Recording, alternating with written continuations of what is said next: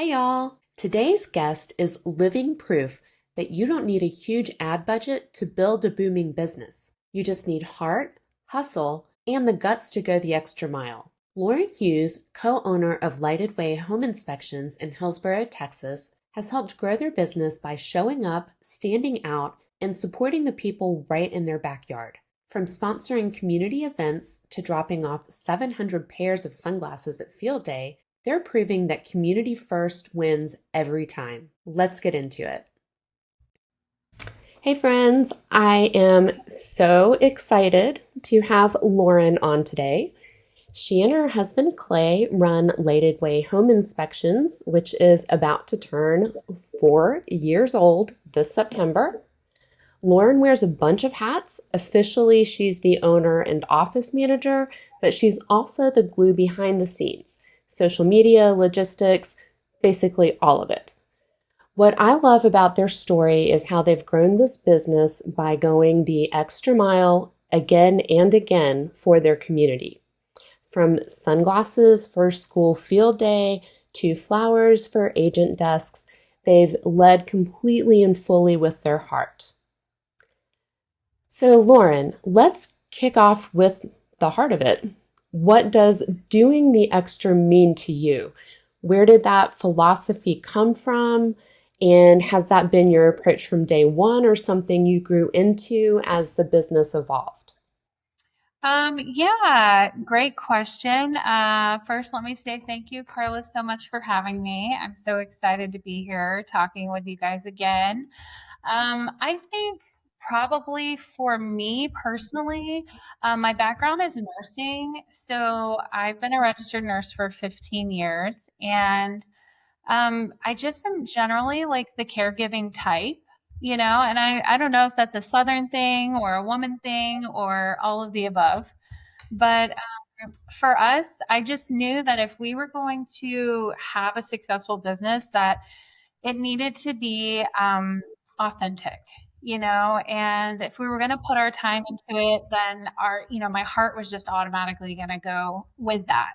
So it's just been kind of organic, kind of just who we are. And I think it has resonated like more than we ever could imagine, because we just wanted to serve like our local communities and put our time and our effort into things that we really valued. Okay. Well, so you and I have talked, and first of all, we met at a conference that was amazing, the IEB conference, which I highly recommend, and connected there. And then we've since been talking because you wanted to be on the podcast again, and I neglected to mention this is your second appearance. So you're a repeat podcast guest. So thank you for taking the time to do this again. You have shared some great examples with me from the flower deliveries from a local farm, the story walk sponsorship, the field day sunglasses. Walk me through those, or either all of those briefly, or the one that you felt was especially rewarding or unexpected, and tell me about the type of response that you got. Yeah, so I think for us, it's been really important for us to maintain and grow the relationships that we have as with our clients, our agents, our community. So one of the focuses is really just kind of checking in and taking care of them in a way. So for instance, like you mentioned, the flowers. It's really important for us to support local business. That's always been something that's, really been a part of our lives even before our own business. So there was a local flower farm, and I thought, oh, perfect. I can support her and then also order some little bouquets to go on the desks of all of our agents at one of our top offices. So that was something we did. I've also made like Easter baskets, and you mentioned the sunglasses. So one of my girlfriends, that I met actually in a committee where I served, working for our downtown Main Street, volunteering. She volunteers also on the PTA. So the elementary school reached out. to her, "Hey, we need sunglasses for the kids for field day. Do you know of anyone?" So she immediately thought of us. And so, there I was ordering 700 pairs of sunglasses for, the elementary school. Now, that was probably one of the more extreme, situations, but to me, it felt good. It felt right. Like it was a way that we could give back. And I think what I've heard from a few people in conversations is like, we're all about like, what's the ROI on this marketing? What's the return on my investment for this? And we don't necessarily have a way to track that, right? I mean, we can see year over year our business is growing and we can see those numbers. So we know we're on the right track. We are doing something right. But I think, with big businesses, they're thinking about their marketing dollars and, I want to see, track how many leads did this get me or, that kind of thing. And that's just not what this is. Right, right. Yeah. Well, and so you and I have talked about this too. It is, and it's interesting what you were just saying. You know, people seem to, there seems to be this idea that if you're unable, that unless you're able to track like an ROI, that it isn't worth doing, right? Right. And I think that things change. I know that things change when you're a small local service-based business because those same type of metrics aren't always going to be quantifiable or something that you can measure. It's the goodwill. And sure, is it an expense on your business side? Absolutely, it is. But Mhm. the return on it isn't quite as measurable as, say, as you were mentioning, advertising dollars spent in a large marketing company, right? They're not just going to sling money all over the place and then be like, well, we think it's working, you know? And we talked the last time I spoke with you, we were talking too about, it depends a lot too on your market. And tell me a little bit about your service area because I know that for, every inspector it's different. Large markets are very, very hard. Smaller markets, depending on how many home inspectors there are, can be more competitive or they can be a little easier to break into, right? So tell me a little bit about your service area and how what you've done has impacted that. Sure. So we are in a small rural area of central to North Texas. We're about an hour south of DFW, Dallas Fort Worth. So our direct town that we live in is Hillsboro, and the population is around 9,000. Now that is not sustaining our business, and we knew that it wouldn't. We knew that we would have to kind of venture out and see, where we could land. And we do have a couple of markets to the north and basically all around us. But there's a couple of big markets around us that have populations around 30,000, and so we've able to get a pretty good market share from those areas. And then we do also go up to DFW because one of the funny things about being in the rural areas is that you have to be willing to drive, to get the business started, to get it off the ground. So we drive to DFW all the time. And so we typically will drive like an hour one way. That's pretty common for us. So that being said, we really, I think, wanted to focus on our hometown.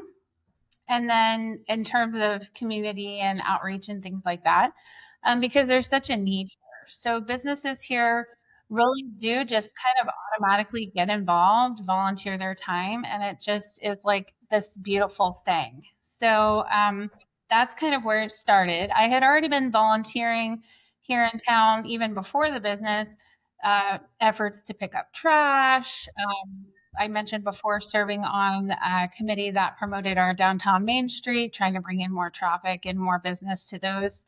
So that kind of grew into something more when we launched our business. Now, year over year, I mean, we do keep kind of strategic, looks at our income and our revenue and things like that. And so it's not where we're just blindly throwing money at anything that comes our way for sure. I think our first year, we did, I have my numbers, I had to write them down, 82 Oh, inspections good. a year. Um, and then in 23, we did 172 inspections. In 24, we did 252 inspections, but we nearly doubled our income that year because we added a lot of additional services. And then this year, we are very conservatively projecting over 300 inspections and a 25% increase in revenue. So we can see that the things that we are doing for us, they feel like they're working. Our name is moving. We're getting so many interesting calls of people who say, we had a client last week who said the guy that works at the auto parts store, I'm not even sure which one. I mean, we have more than one, Right. um, recommended you and, da da da. And so it's just amazing to see how those connections grow. We had a big builder in one of our bigger communities that we serve, a rep for the building community who liked us, saw us, started following along with what we were doing. And he reached out to say, I have people asking all the time for a third party inspector. Do you mind if I recommend you? Sure, no And you're problem. like, please do, sir. So, it's fueling success. I mean, we definitely, when we get those, we don't expect to work with every agent. I think that's something that, when you're first starting out and you're scared and you just want to make everybody happy and you want to work with everybody, and you realize very quickly that not everyone is for you and you're not for everyone else. I don't think, I know for a fact, outside of all of these efforts with community involvement and service, the foundation is that Clay is just such a great inspector. He's a great person. People like talking to him. Clients feel valued. They really love that he goes above and beyond, and he's got this great attention to detail. So, you have to kind of start there when you're building the business. Like, no amount of throwing money into the community is probably going to help you if you're not, have those kind of that foundation, right? So, the loyalty comes from the clients recommending you, the agents, they become your advocate. And it's really incredible. Even now we hear it all the time. Oh, I was recommended by this or that. We're always just like celebrating that. Like that's a huge one for us. Right, right. Well, and you and I talked about this, and I know every inspector that I've talked to is like, oh my God, Carla, you are a broken record. But that people work with people, right? And like you said, you might not connect with every agent, right? Right. There might be someone else who's a better fit for them or for their personality or their pace or, whatever it is. But when the right people find the right people to work with, that's when you have that loyalty, whether that is with an agent or, a homeowner that is like, I will use you forever or I will refer you to everyone, right? For And sure. it's this boots on the ground type of work that you're doing that has helped you get to where you are, which if we could just go back to your numbers, those are pretty amazing numbers for you to Oh, be coming up on 4 years. And I know that you know this, like those are really good numbers. Um, and I absolutely believe, and I'm sure that you know too, that these efforts that you have put forth to invest back in your community, and it doesn't have to be, $10,000 in one drop, right? for And sure. that's what I think people don't completely understand is it can be such a what seems to you out of your bank account a minimal investment, but Yeah. the gesture itself is so huge. And you know, sponsoring anything that you can. A lot of times, even having a banner up at a ball field is a couple $100s, right? Absolutely. Or I believe I think what was it, the walks thing? I'm sorry, refresh my memory. I know you paid, I think it was like $150. Yeah, so we had this was something we came up with on the Main Street committee that I was participating in. Basically, a story walk where we would laminate the pages and put them into the business windows, and then this community would get a little map and they could follow the story and read the pages. And to sponsor that, it was $120, and I was able to to blast that out on social media. And my kids actually, we homeschool, so our kids are kind of coming along for the ride anyway. But who were with me when I went and picked up the laminated pages from the librarian, and then they went with me when we were hanging them, throughout the town and all of the windows. And so it's just like a great experience. And I have kids, just something where we walk and read a story really resonates with me. I don't have kids in soccer, but like if somebody else did, like how can you promote the soccer team, just like you were saying with the banners? Or I'm a nurse, so we have a free clinic in our town. And every year they do a little banquet and do fundraising so that they can fund the next year of service to the community. So we have sponsored that. We also have another homeschooling family in our town where the dad is a paleontologist, and he started a nonprofit dinosaur museum. So we gone to their fundraising galas and sponsored that. And this is like a few $100s here, a few $100. This is not the big bucks. And I think inspectors in different chats on Facebook or whatnot are spending that much, if not more, on buying leads and, this Oh, service, more. I will which, say absolutely more. Right. okay. So the work that you're doing, and this is what I tell inspectors all the time, is never underestimate the impact of being in the community and being kind to people and building those connections and building that trust. I think when the internet came on the scene, which, it's been there for a while now, but everyone thinks that it's, Google ads or what do they do online? It's like certainly that's a component. Now I'm more of a proponent in real life and online of organic growth, right? Because I know that it can be done and it's the sticky kind of growth versus AdWords and paying up front to get that visibility. But just because the internet came around and Google and search engines and Google My Business pages and stuff like that, it did not cancel out the need, especially for a local service-based business, does not cancel out the need to still be there in the community and doing the things that you're doing. And you've done them beautifully. So I'm curious, like we've talked a little bit up to this point, but I know that you also focus on the offices and the agents who are already sending business your way. Yeah. So why is how do you do that, and why is that loyalty piece so important to you? Yeah, so I think it's kind of like if you're always focusing on scattering seeds, you can never get those deep roots, right? So we're really about like honing in on the needs of the clients and the agents that we already have.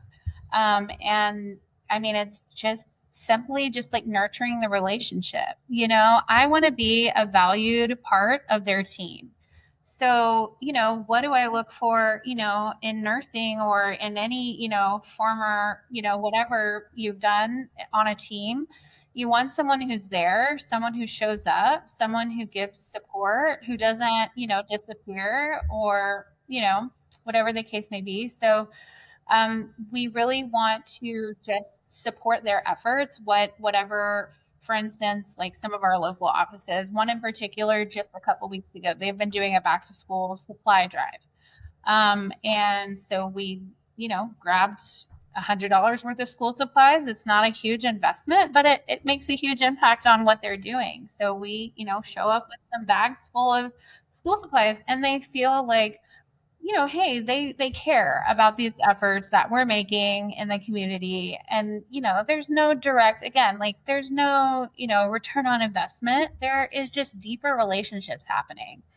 And that's what we really want to foster. It's a shared success.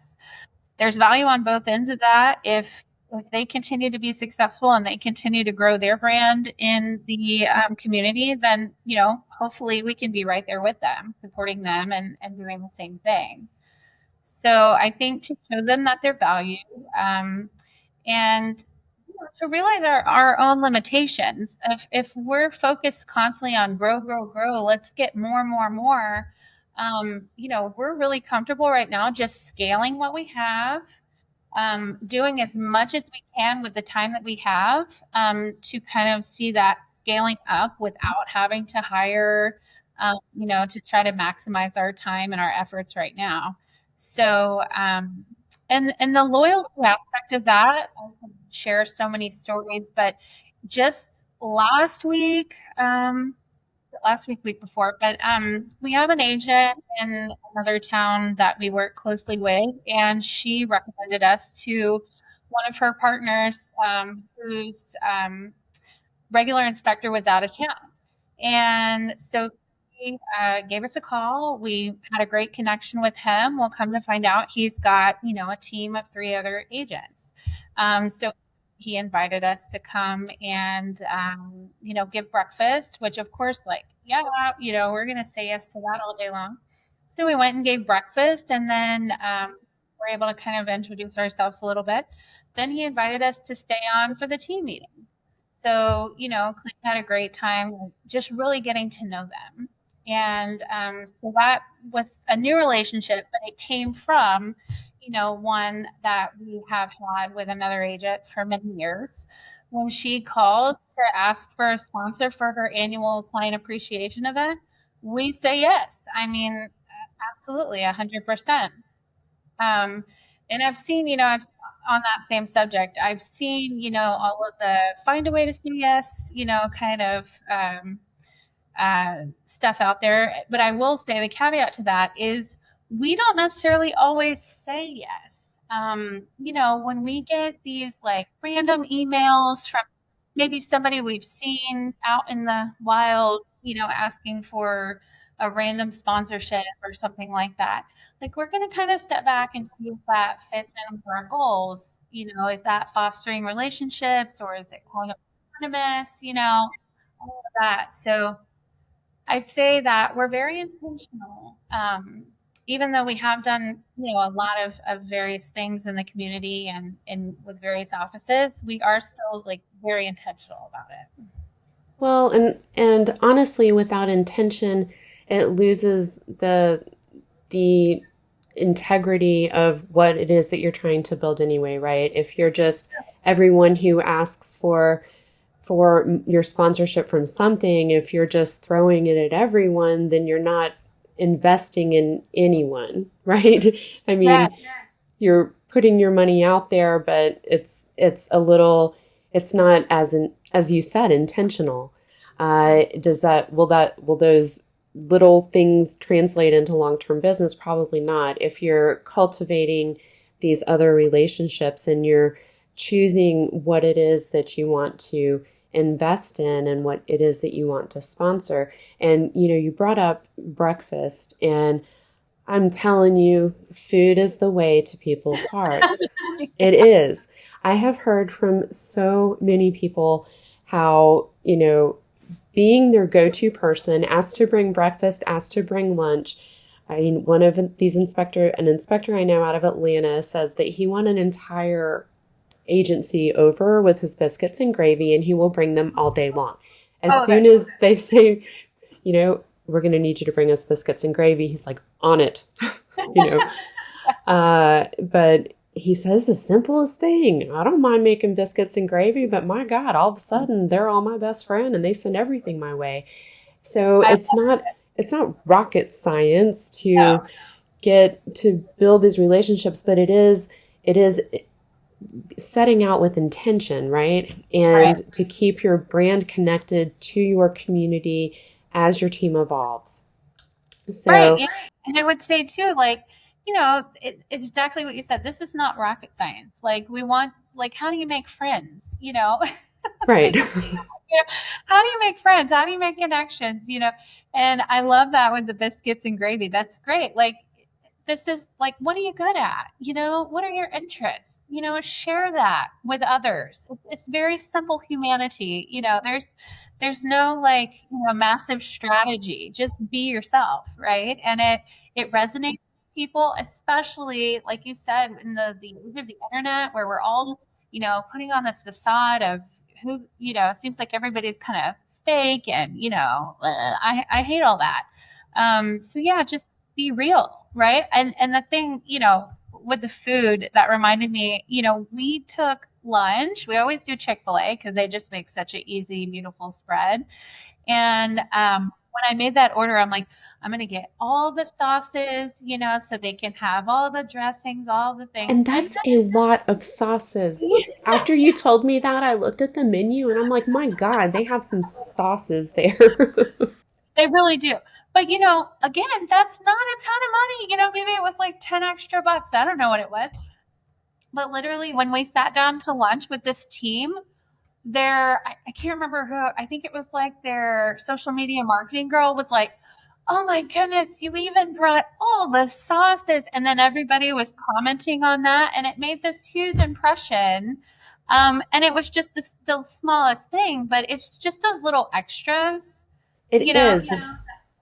It is. It's the extras. And I often tell inspectors too, if you can just set aside, say, the cost of one inspection, right? Just set aside, say, 3 to 500. It depends on your market, right? Whatever your market is. But if you can set aside $300 to $500 a month to find these opportunities, if an opportunity isn't coming to you, make your own opportunity.